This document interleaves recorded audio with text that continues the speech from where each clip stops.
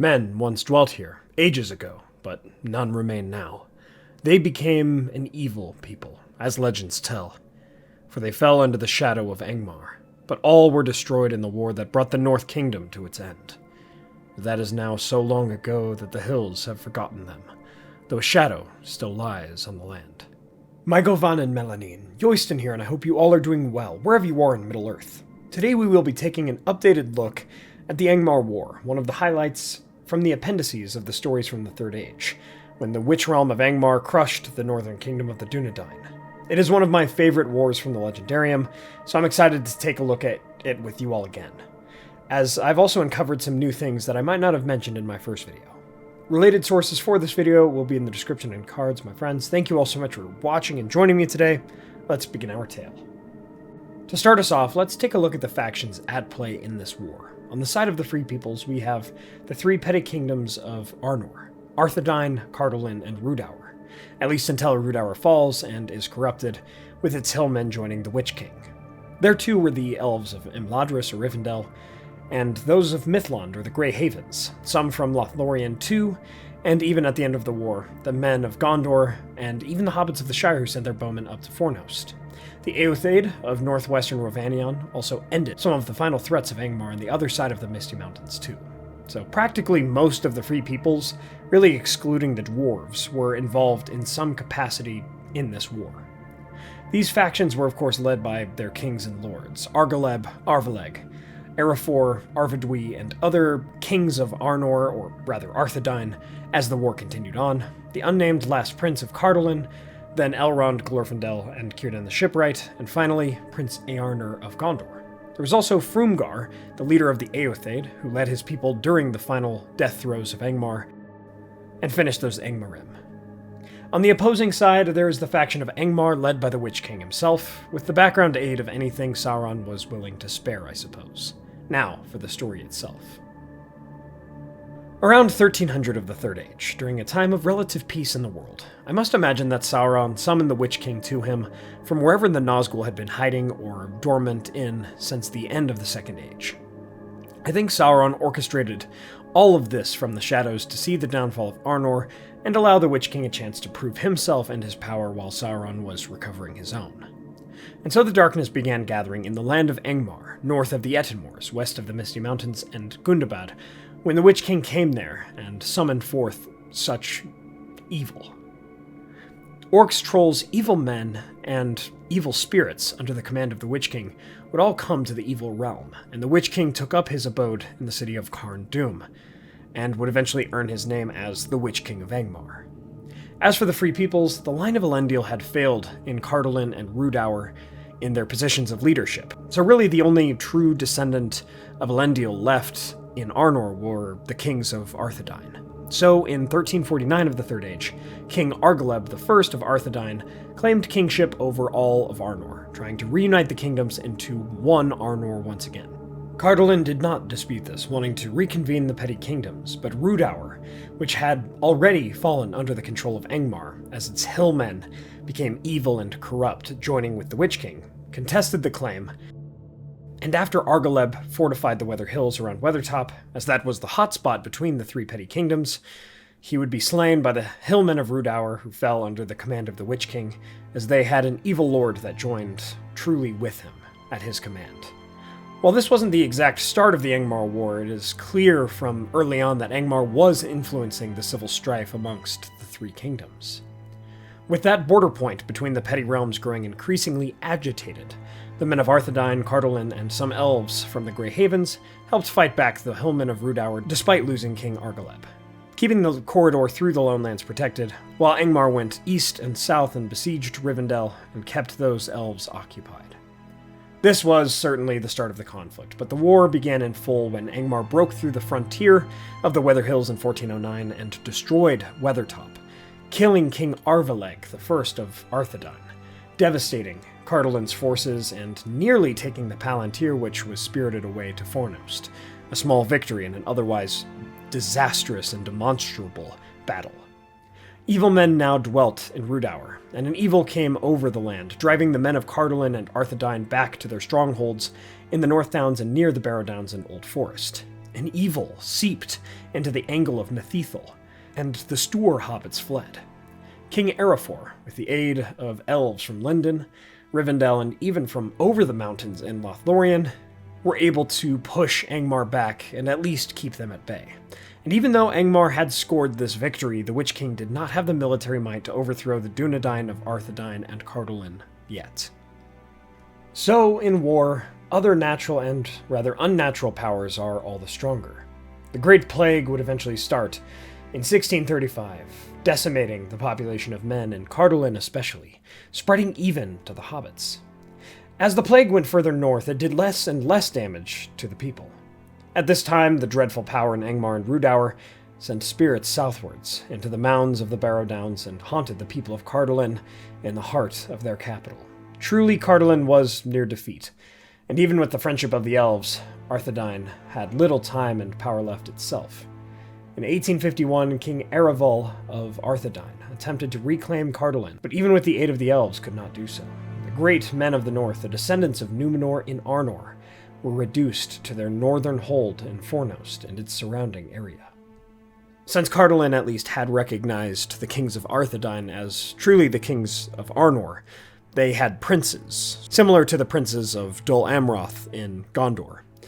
Weren't true royalty, but were named princes.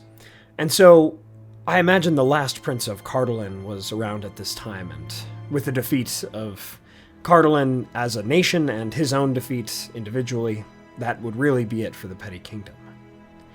Furthermore, Sauron continued to calculate this war strategy from Dol Guldur, as it was around this time that Gondor was also attacked by Wainriders as well, suffering their own military and royalty crisis.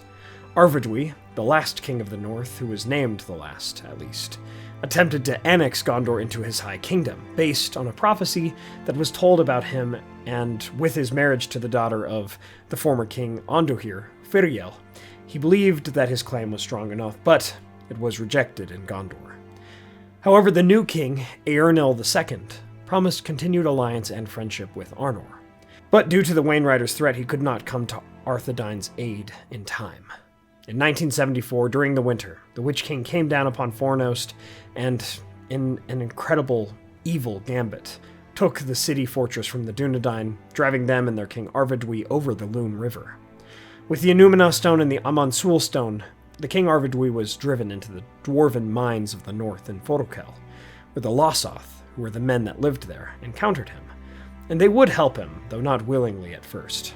They were afraid of the Witch King, who had powers of frost, thawing, and so forth, according to their own lore. And it also tells us that, while they knew of the Witch King, none knew his true name or nature at this time. Out of the pity for the Gaunt King and fear of the blades of the Arnorians, they would eventually give food and shelter to the men from the south. Círdan, hearing of Arvedui's refuge in the north, sent a ship from Lindon to his aid, hoping to bring the king back to the south. When the ship of the elves arrived, it was winter of that year, and the Lossoth saw the ship and were afraid. They warned the king to not seek such a journey until the summer, for during the winter, as they saw it, the power of the Witch King was strong. But whether or not it truly was his power, the Lossoth would be correct. As payment, Arvedui gave his ring, the Ring of Barahir, to the Lossoth for them to barter back to the Dunedain for supplies and rations, and he climbed aboard the vessel all the same. A sea monster, the Lossoth called it. A winter storm would form and force the ship back onto the ice, crashing it and sending the king to a frozen, watery grave, along with 2 of the 7 Palantiri. The kingdom of the north had fallen with this king, though he still had an heir and a son. Aranarth, the son of Arvedui and Firiel, would become the first chieftain of the Dunedain, and would receive the ring after it was bartered back. But even though the remnants of Arnor were destroyed, Angmar could not be allowed by the others to remain. In 1975 of the Third Age, the host of Prince Eärnor of Gondor finally arrived in Lindon, and the elves were amazed by the power and size of the host. Círdan summoned his elves to him, and even some hobbit archers joined this host for their love of the old kings of men, and the host of the west began a march towards Fornost. Arrogantly, the Witch King gave up his defensive advantage and sent out his armies to meet them, they who charged down the hills of Evendim and met them in battle. Even as the forces of Angmar began to retreat, a host of cavalry of the men of Gondor, who had gone around the hills, rode down and caught the armies of Angmar in a rout, sending them retreating north into Angmar. Prince Arnor, who met with the riders of Rivendell, Glorfindel among them, pursued the Witch King up nearly to Carn Dûm. In his dreadful form, the Witch King charged towards Eonir, and drove fear into his horse. Eonir attempted to pursue him as the Witch King laughed and rode off. Suddenly, Glorfindel understood. The Witch King was Nazgul, not some powerful black Númenorian or some other servant of Sauron. Even though most all the forces of Angmar were destroyed, they could not best the Witch King then and there. "Do not pursue him. He will not return to this land. Far off yet is his doom, and not by the hand of man will he fall." But Angmar was defeated. 2 years later, Frumgar of the Eotheid would lead his men to destroy the last parts of Angmar on the eastern side of the Misty Mountains, and the Free Peoples finally triumphed over the Witch King's realm, but at a great cost. The Witch King won over the Arnorians, destroying all of the petty kingdoms that remained, with the lives of many elves and others spent as well. He fled, eventually coming to menace Ethiel for himself. And he would get one last victory from this war. He would go on to reignite the flame in Eärnur's heart, his hatred for Angmar and the Witch King, as the eventual king of Gondor would ride out to his end in Minas Morgul, hoping to duel the Witch King, who was never seen again, thus ending the line of the kings of Gondor. And so the Witch King saw to the end of the Northern Kingdom and that line of kings in the south, and while his own realm was destroyed, he still had victory in the way Sauron must have sought. And so we come to the end of our tale on the Angmar War. From this story, we see that the only way to know our enemies and overcome them is together, with unity. Thank you all so much for watching. I hope you all enjoyed this story. If you did, please be sure to hit that like button and share this with a friend. What are your thoughts on the Angmar War? It is certainly one of my favorite things from the appendices, and I love how Battle for Middle-earth 2: Rise of the Witch King adapted this. I hope to see more adaptations of it. If you'd like to support the channel, please consider getting some Kindles for our friends Mythologie Candles, or order some Wedded Reunited Cutlery, Lord of the Rings sword statues, and other replicas from Castle Con, who does international shipping, and use the code WEST at checkout, and please check out our merch. Join our memberships and Patreon for access to Discord and our monthly podcast. Thanks to our Valar tier patrons and YouTube members, Ed Patterson, Comic Nut 64, Brian Hunley, Peter Shepard, John Hume, Reese Jenkins, Arthur Merlin, Theodore, Andrew Carlisle, and Zumi. Thank you all for supporting the channel. There's a new podcast episode up on Patreon and YouTube memberships, so please check that out. Please subscribe and hit that bell button to join the Men of the West and all of the Free Peoples today. I'll see you all again next week with a video on what happened during the fall of Eregion. My friends, thank you all so much for joining me on this adventure. Until the next one.